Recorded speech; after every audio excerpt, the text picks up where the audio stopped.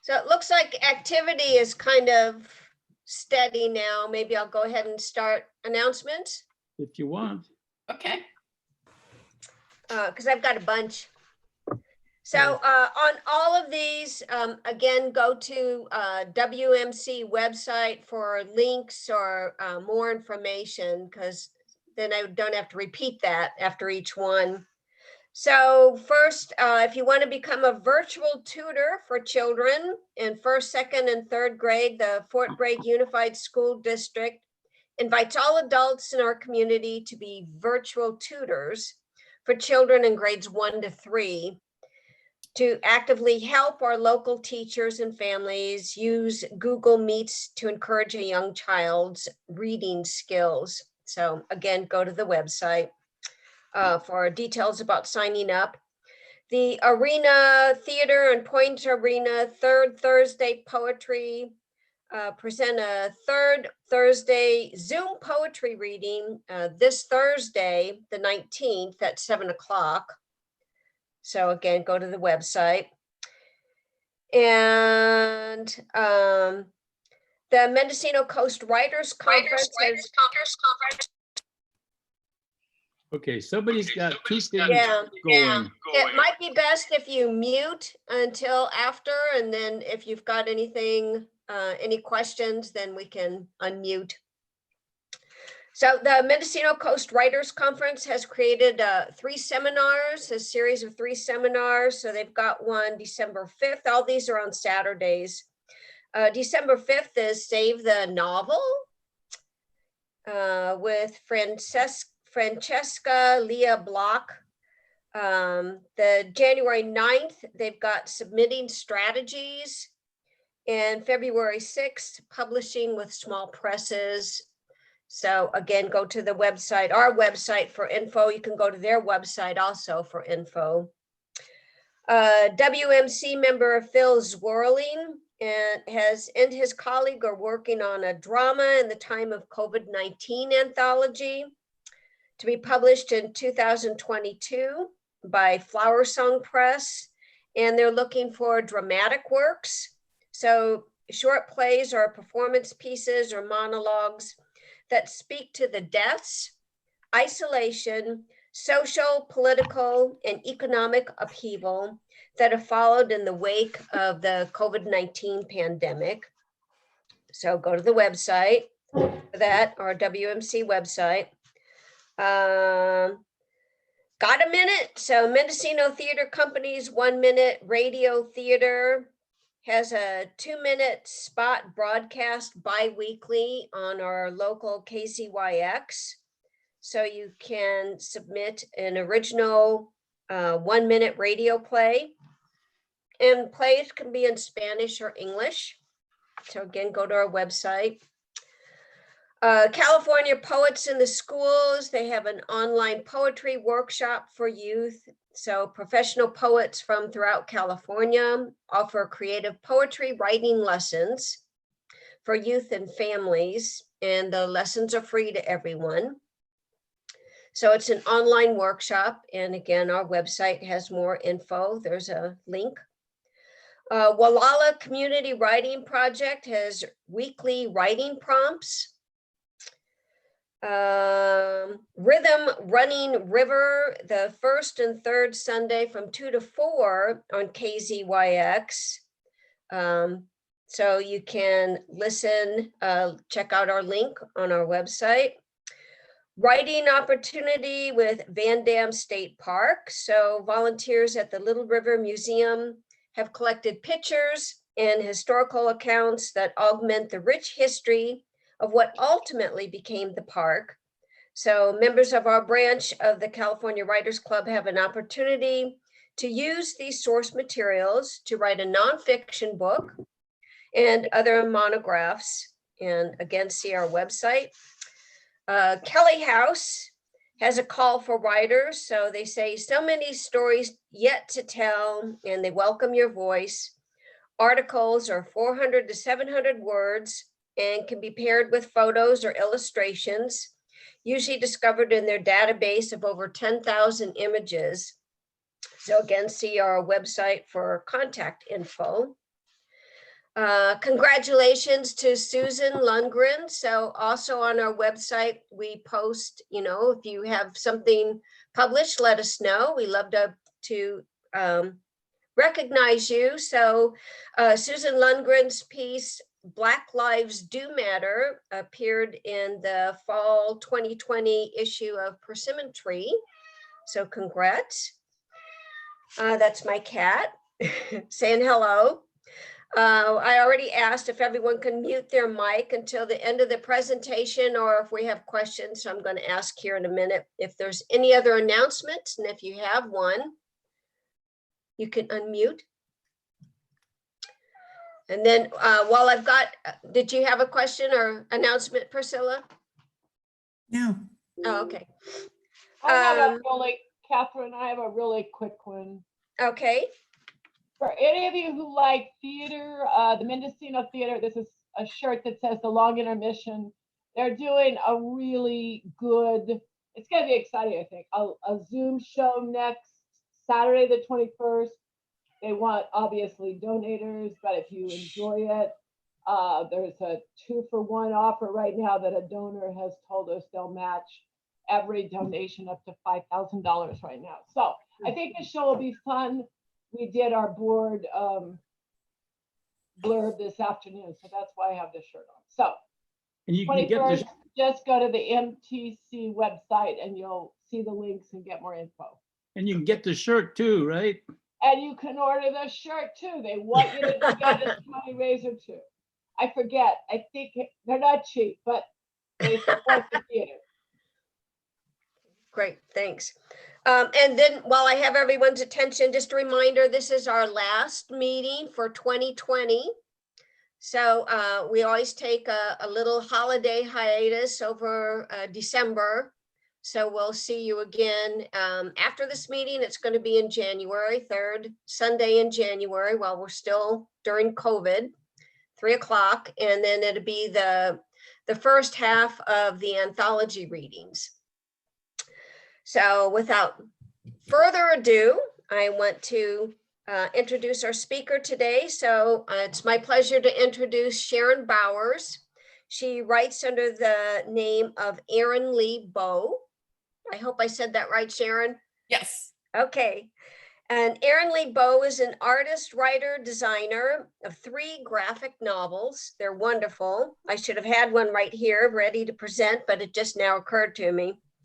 And her writing has appeared both online and in print publications. Her memoir, Amazed and Elated, Depressed and Deflated, won an Independent Publisher Medal for humor. And she also won the Charles Schulz Award and the first place Humor Prize from the National League of American Pen Women. And she's going to be talking to us about adding humor to your writing. So I'll turn it over to Sharon. All right. Am I on? Yeah. I'm still muted. Wait. No, you're not. So you want to talk about raising hands and stuff, or you want to do some intro first? Okay. I was going to do my speech. Good, sorry. That's okay. Okay. I've always loved humor, but it wasn't until Susan Byerly's creative writing class that I started writing humorous stories of my own, beginning with a piece on my grandmother's underwear. This led me to write and illustrate 2 humorous graphic novels, which I guess it's hard to see them. Yes. But anyway, I did 2. So this talk will cover some of the advice that I've come across over the years. It seemed like bad timing for me to give a humor talk this month with the pandemic, many of my friends feeling depressed, and all the political strife going on. Then I saw on the funny pages Stephen Pias's cartoon strip, Pearls Before Swine. Pig is reading a book, becoming a better writer. It says compelling fiction writing is often based on personal experience. So Pig writes, today I stayed in my house. Later, I went to bed. Then Pig says to Rat, this is a bad time for writers. And that made me laugh.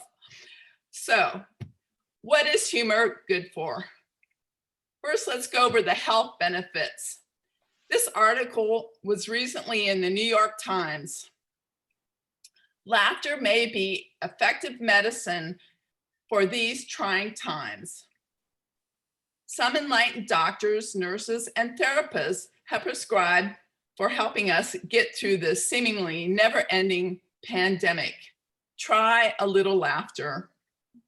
Humor is not just a distraction from the grim reality of the crisis, said Dr. Miller, a cardiologist at the University of Maryland School of Medicine. It is a winning strategy to stay healthy. Heightened stress magnifies the risk of cardiovascular events, including heart attacks and strokes. Having a good sense of humor is an excellent way to relieve stress and anxiety and bring back a sense of normalcy in these turbulent times. Norman Cousins, the author of Anatomy of an Illness, was an adjunct professor in the School of Medicine at UCLA. He saved his own life by determining to have more fun. I was greatly elated by the discovery that there is a psychological basis for the ancient theory that laughter is good medicine. I made the joyous discovery that 10 minutes of genuine belly laughter had an anesthetic effect and would give me at least 2 hours of pain-free sleep. That was what was significant about laughter, was not just the fact that it provides internal exercise, a form of jogging of the innards, but that it creates a mood in which other positive emotions can be put to work. In short, it helps make it possible for good things to happen. The journal from the American Medical Association reported that laughter helps the body to provide its own medication and improves the quality of life for patients with chronic problems. Laughter is immediate symptom relieving effect.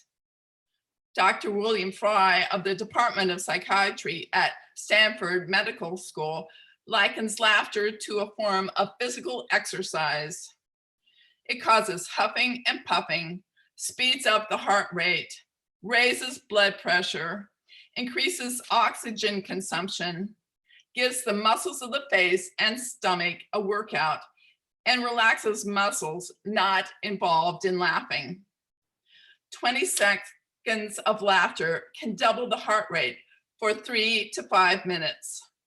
This is the equivalent of 3 minutes of strenuous rowing. So, laughter lowers blood pressure, stimulates the flow of beta endorphins in the brain, and creates a feeling of well-being. It increases the production of T cells, which boosts the immune system, increases the level of disease-fighting proteins. Laughter increases the heart rate and improves oxygen flow. It increases creativity and flexibility of thought.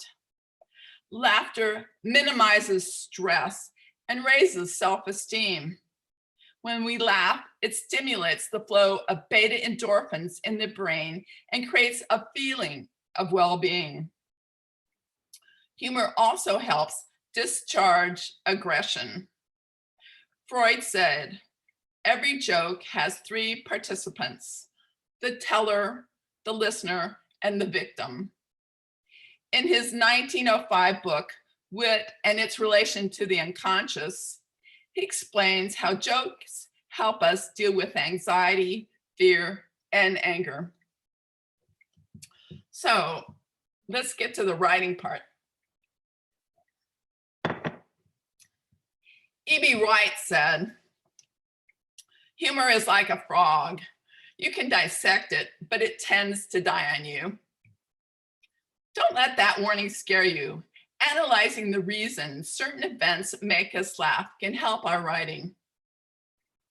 It's important to understand what tickles people's funny bone. The important benefit is that humorous stories help people suspend belief. Laughter transports us to other worlds. When people laugh, it's a relief. They want to forget their troubles. Authors employ humor to brighten stories, give reader an emotional escape, and add a layer of fun. Comedy can fit into suspense, romance, fantasy, horror, you name the genre. Because it's like real life. We all experience countless humorous moments, even amid sadness. Humor is a way to discuss painful and depressing subjects without directly inflicting that pain or depression upon our readers.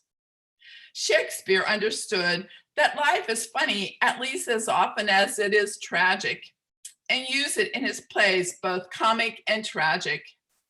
After every sad scene, he brings in the clowns. And one sure way to make your fiction more appealing is to add a carefully calculated dose of humor. Humor gains depth when it's about something more than just making the reader laugh.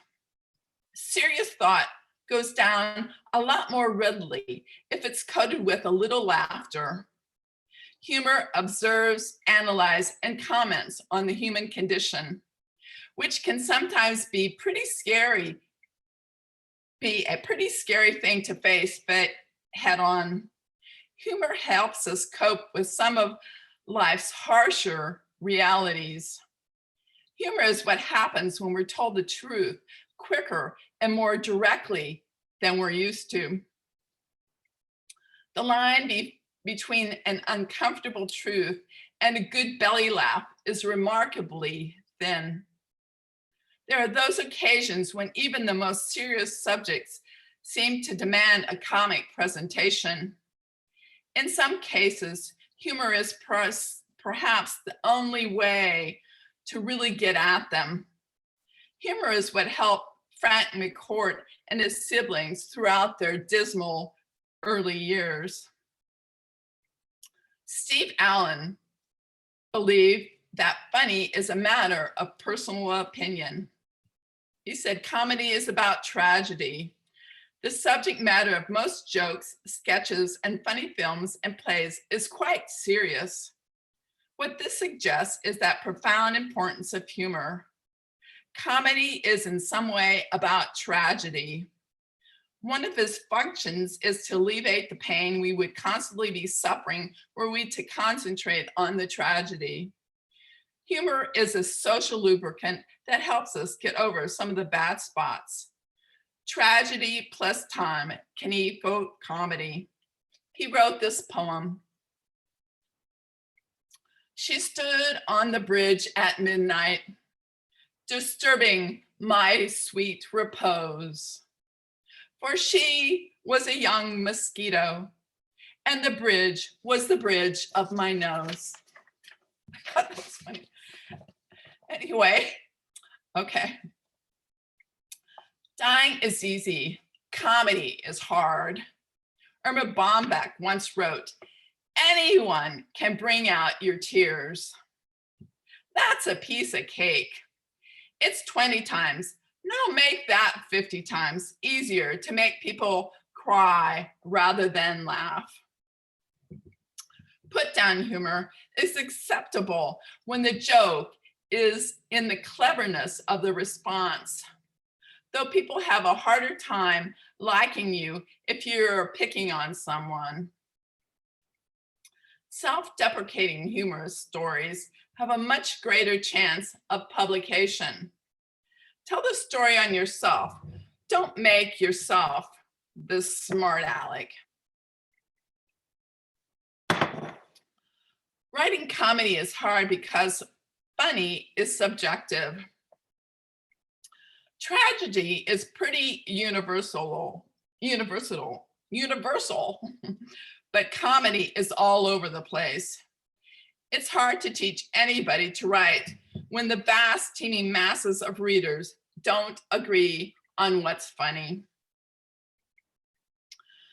Developing a strong sense of humor comes from examining what's funny in yourself. What are your quirks?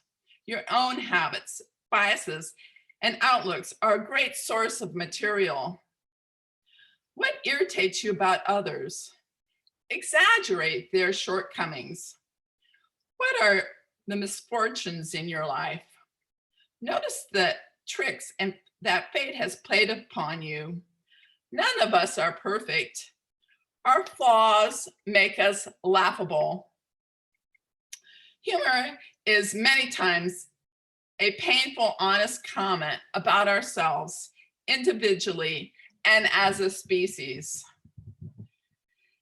It's possible to get a comic effect simply by writing the plain truth, saying things that everyone has been dying to say, but didn't because they might be accused of political incorrectness or bad taste. Mel Brooks said this: things are buried deep inside your unconsciousness, and suddenly, for no good reason, you let them fly out at a given time. The joke technique I enjoy is expanding on the truth in a truthful situation. The hardest thing in writing is to remember how people phrase things to get down the rhythm of human speech, because when you're writing, you tend to write balanced sentences, and people do not speak in balanced sentences. They sometimes skip words and they make jumps in their heads. For comedy, basically, you have to feel a little more fired up, more excited and happy. Humor comes from tormenting your characters with psychological, sexual, social, and financial conflicts. They have to suffer, to be humiliated, confused, worried. Noble and good characters are an unfunny bore. Jokes must fit the character. Look for weird and inappropriate settings, a place where your characters don't quite belong, a setting rife with opportunities for tension, disaster, and embarrassment. Extreme characters in strange situations tend to create funny plots all by themselves. Simple twists and reversals on standard plot lines can be enough to bring out comic possibilities. Funny characters are unusual, strange, odd, perhaps obnoxious, and always extreme. One of the worst errors is when a writer forgets to think of his characters as living beings and instead turns them into joke machines. Jokes work best when presented by a believable character. The more smug, snooty, and seemingly untouchable your character is, the more satisfying it is to see him get hit in the face with the proverbial cream pie. A pie fight and a pun fest are fun in their own way, but only in small doses. Always remember the ultimate Zen koan of humor writing. It is nothing less than funny than someone trying to be funny. Wait, I didn't say that right. There is nothing less funny than someone trying to be funny. Laughter is often a nervous reaction. We laugh because we don't know what else we can do at a given situation. Trying to shock with swearing, gross out, or sexual references. Anything that's inappropriate can sometimes trigger laughter, but it will be a cheap laugh. In a stand-up comedy class that I took at the College of Marin, male students who were totally bombing, would say fuck, and all the other male members of the class would laugh. This I attributed to their young age and their inability to write funny material. Experienced writers only use shock sparingly. Only tell jokes that sound natural coming from a particular character at a specific time of the narrative.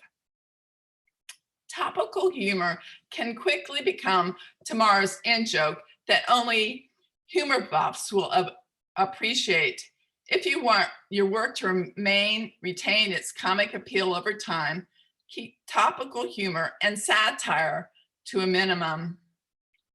Humor gives us the conviction that we have a measure of control over beings and situations seemingly beyond our power to influence.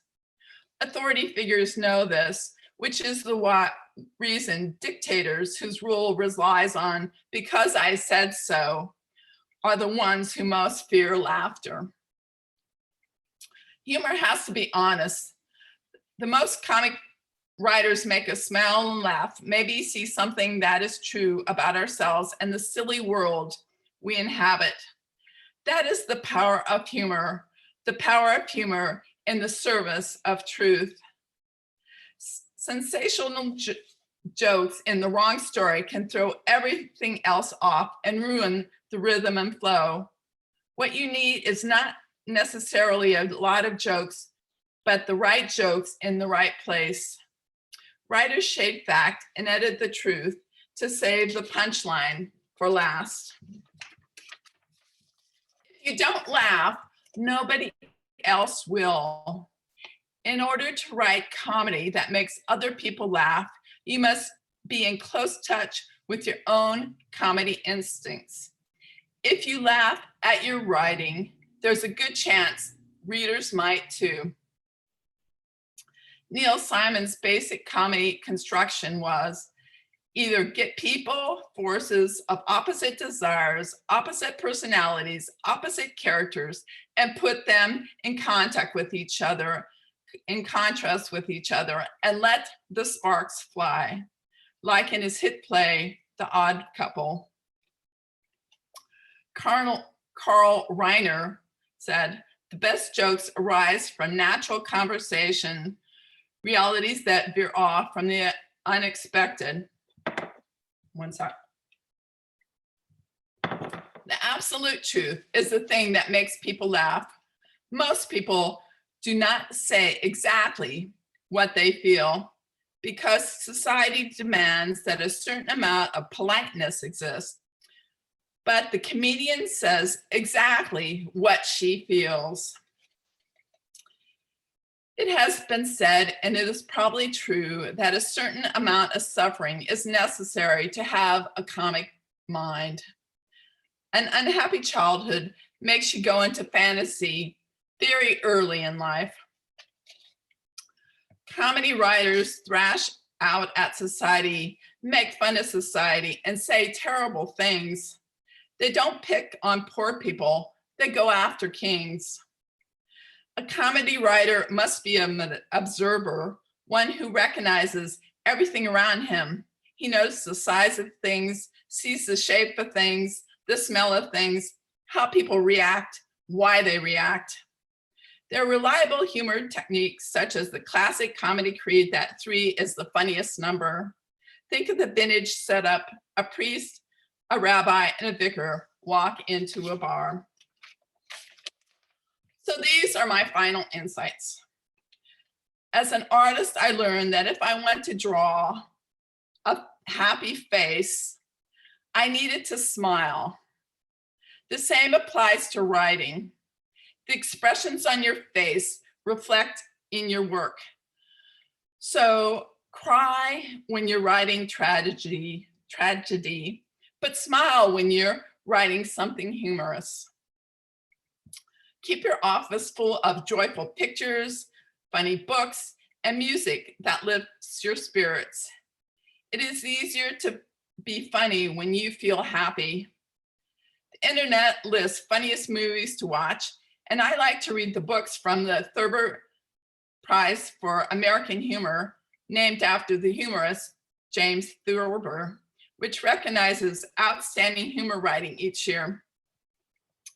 This week, I saw another cartoon strip, Pickles by Brian Crane. One guy says to the other, "This morning, I thought I was having a stroke or a heart attack. I was sweating like a pig. I couldn't breathe. The world was spinning around me. Everything was going dark." "Whoa," said the other guy, "but you're okay?" "Yeah," the first old timer says, "I buttoned my pants and then I was fine." And that, my friends, is another big comedy secret. You must feel comfortable. So loosen your tight belt and breathe with your stomach down here. It's important to remember your body. The tension from sitting at your desk all day can tighten your muscles and make you cranky. Take stretch breaks, then break into your own silly dance, or be like Monty Python in their skit, The Ministry of Silly Walks. A good silly dance or walk can loosen up one's mind and body. They are best done in the privacy of your own home. Yeah. So, now I've never taught a writing class, but I did teach cartooning and joke writing. And these are some of my exercises from that class. And Doug is going to put them up. And I don't know if anyone else has gone over them, but we'll just quickly go over them. And then anybody that has written any funny jokes or want to tell their own joke can tell it. So the first one is switching, which is basically you take someone else's joke that you think is funny and you write it out. Then you eliminate key words, and then you plug in your own word. So Milton Berle wrote, "We finally found a house we can afford. Right now, it's owned by a German Shepherd named Rover." I thought that was funny. So in it, you just get rid of house and afford, and also German Shepherd, baba. So anyway, these are fun little exercises to do if anybody has one. I do. Okay, And I cool. Throw in something at the bottom there. They say that New York, no, it's farther down. I know an Alaskan. So I know a chess player who's out on a date. He's afraid to make the first move. But Good one. Is there anyone else? We will keep these for later. You can go back and do them if you wish. Anyway, this is how people write jokes. They use constructions that other people have to help them write something funny. Now, Irma Bombach talked about put downs. Put downs, a lot of people don't like it, that you're picking on somebody else. And usually they can still be funny. But self put downs, when you put down yourself, more people like that because you aren't picking on other people. So Groucho Marx, his self put down was, "I don't want to belong to any club that will accept me as a member." And that's a really funny one, I thought. And Ronnie Dangerfield he was an ace, at putting down himself. And he made a whole comedy career about putting down himself. Irma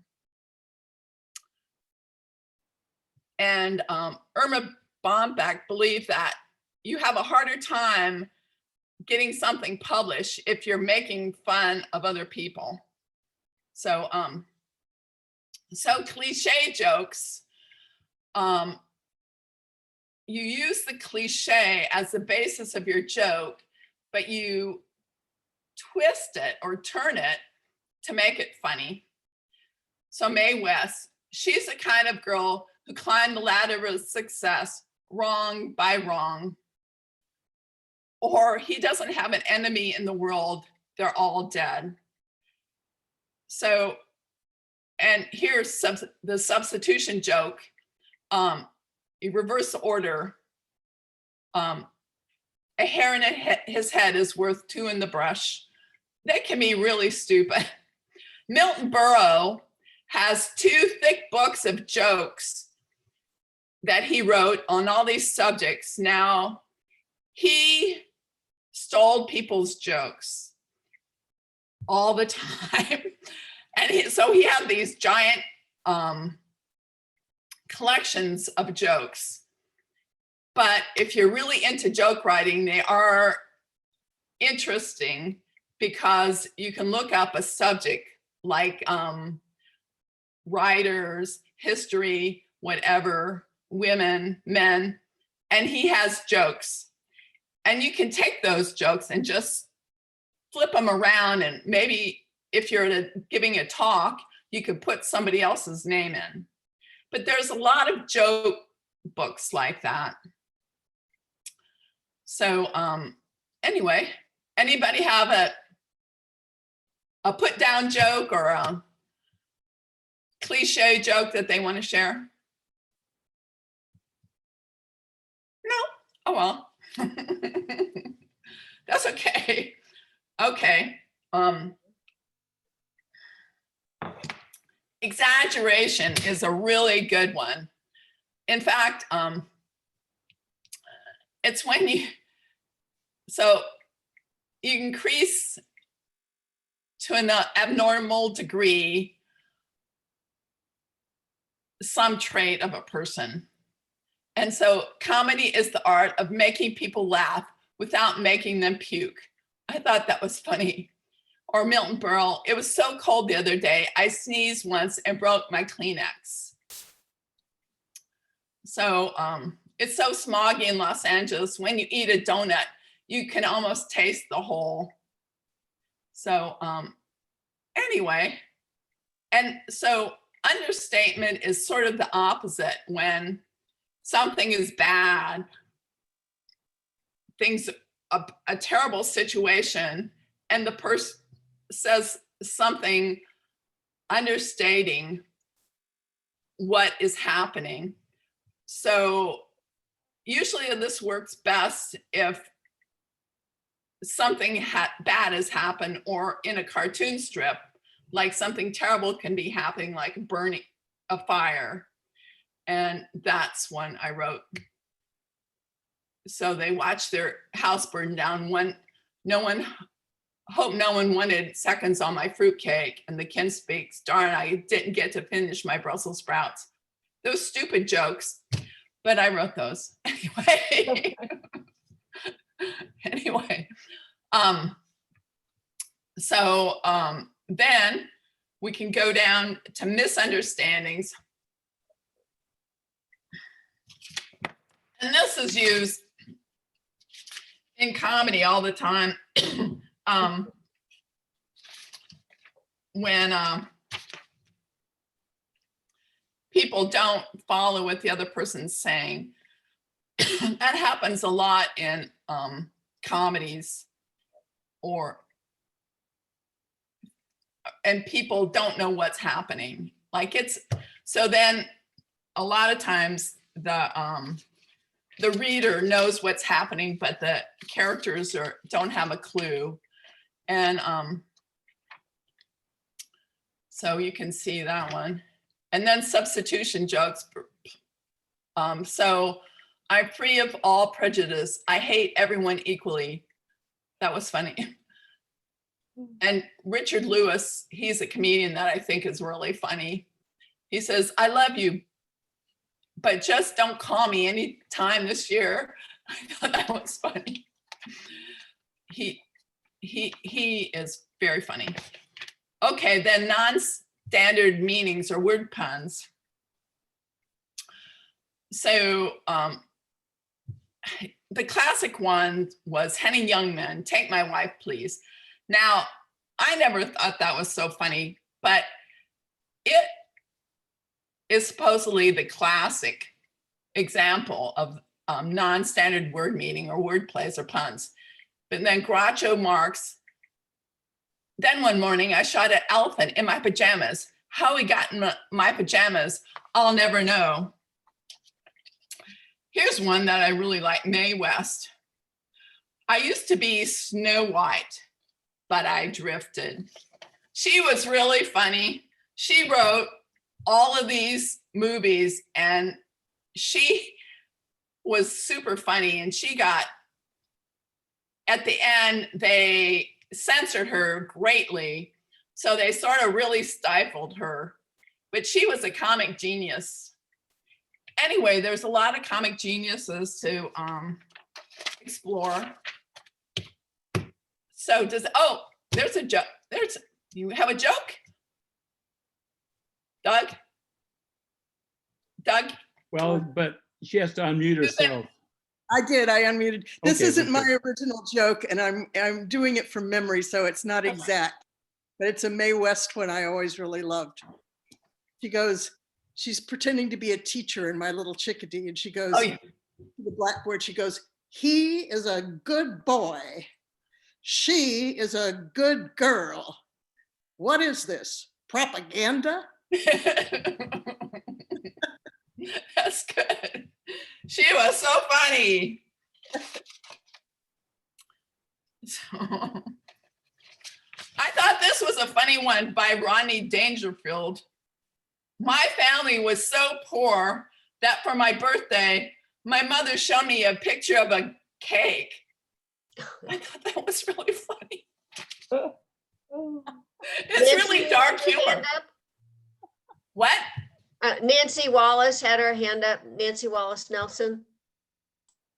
Your house burning made me think, I once in my very younger days, I had a Toyota Supra that was gorgeous and red, and I was visiting a friend in the not such a good part of LA, and it was stolen. Oh. And that same friend, when I was sobbing, he said, it had all those scratches on it already. You didn't want it anymore anyway. You were complaining about the scratches. That's good.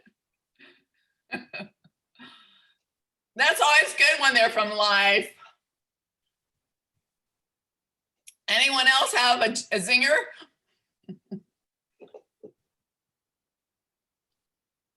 Norma, you usually have something funny to say. I can write funny, but I don't have jokes. Okay. I have another one. You know you're old is when you bend over to retie your shoestring and you think, now that I'm down here, what else can I do? Very good. It's not totally a joke, but I love I think it's a Mae West line that you shouldn't keep too much money around because money stinks like manure if you don't spread it around. That's good. Here's Lily Tomlin. If truth is beauty, how come when no one has their hair done in the library? Oh,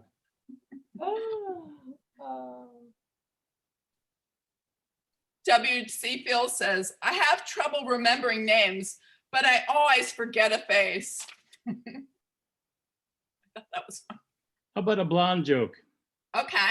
Okay, blonde is working in an office and she brings in a new thermos one day, and one of her office workers said, well, what did you bring in your new thermos? And the blonde says, well, they say that you can put, it keeps hot foods hot and cold foods cold.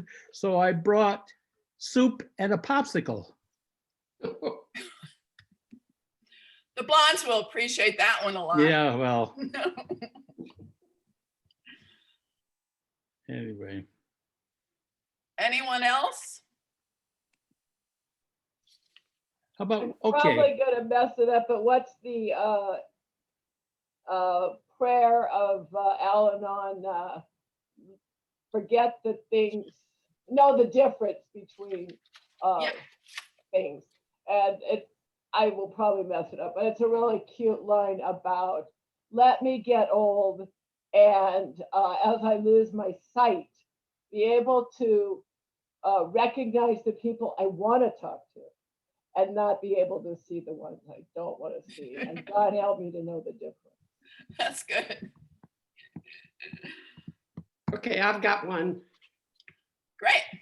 All right, this is Florida Scott Maxwell, who wrote a memoir, and she says, my children are in their 50s, and I'm still watching them for signs of improvement. Oh, my very favorite one. The couple had been married for 50 years. You reminded me of this, Norma. So they're at the marriage therapist, and they say, we just hate each other. We haven't gotten along for 48 years. And he says, well, why do you stay together then? They say, we're waiting for the children to die. Oh, oh, geez. Love it. This is one of my husband's favorite jokes. I like it. A man sitting in a bar and a working girl comes up to him and she says, hi, I'll do anything you want for $100. yeah. If you can say it in 3 words. And he looks at her and he thinks for a minute and he says, paint my house. Yes.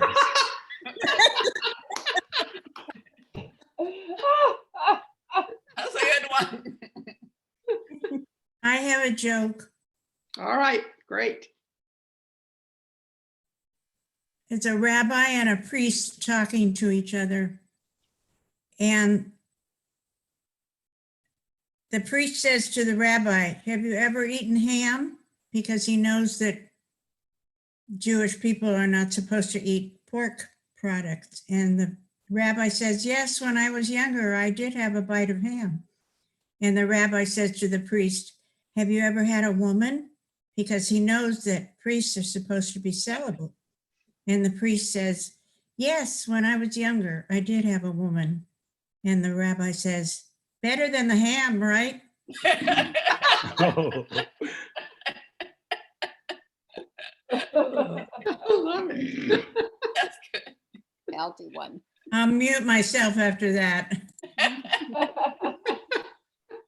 okay, I've got one more, and it's a writer joke. So Okay. it says, it's a priest and a bishop and a rabbit walk into a bar. And the rabbit says, I must be a typo.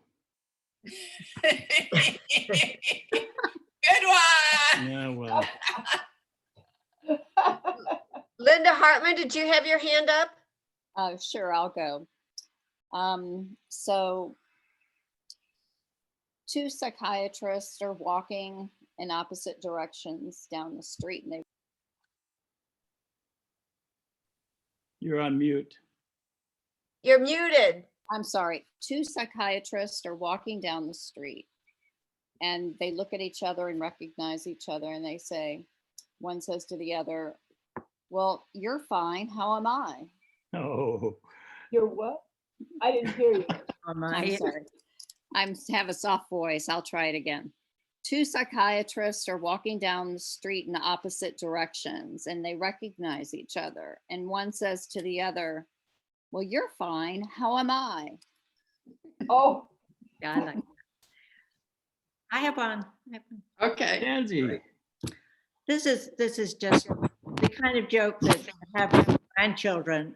Why did the chicken cross the road softly? Why did the small chicken cross the road softly?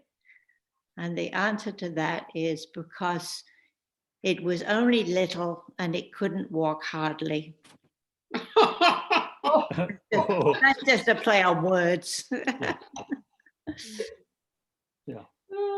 I don't know if you can see it, but it's a good writer's joke. It's a dog on top of a sign that says keep off, and inside it says bad decisions make great stories. Ah, good Very one. good. The story of my life. Good one. Yeah. That's why I bought it, Norman. Yeah. When I start to kick myself, I can pick this up and laugh. Say you got lots of great stories. Ginny Rorby always sends funny things. She tries to keep us laughing. She does. She does. is she still here? She probably went off to smoke dope and Oh, as if. You're funny. when she leaves the room, we get to talk about her. Yeah. Oh, that's funny. So 2 men are on opposite sides of the river. Can't hear you. Can't hear you, Linda. I don't know what's wrong with my microphone. You're fine now. Okay. That's good. So I have to get really close, my voice, I guess. 2 men are on opposite sides of the river, and one shouts to the other one, I need help to get to the other side. And the guy says, you're already on the other side. Oh, I have one that my daughter sent me yesterday. Oh, good. Okay. Let me find it. It's on my phone. My wife yelled downstairs. She asked me, hey, do you ever get a shooting pain across your body? Like someone's got a voodoo doll of you and they're stabbing it? No, I said. She responded, what about now? oh, Oh, Nancy's got the right idea. She's got wine. No, I wish it were wine. It's water, Oh. but it's good water. Well, it's-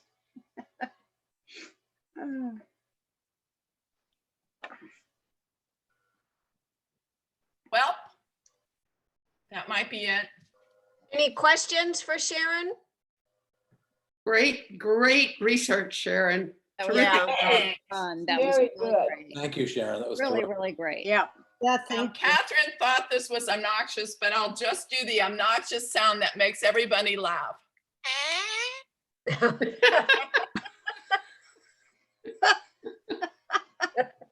Thank you. What is that? It's a sound machine. Oh. A sound machine with, Oh, no. that doesn't work. it has little funny things. I see. That's And cute. you can, it sort of makes you laugh when you're trying to write, you know. Sharon, can I say something? Yeah. That device you're holding, Yes. I had a partner who used to have something like that, and he'd hold it up to people and make noises. And they'd say, what is it? And he'd say, it's an asshole detector. Oh, Oh. I love it.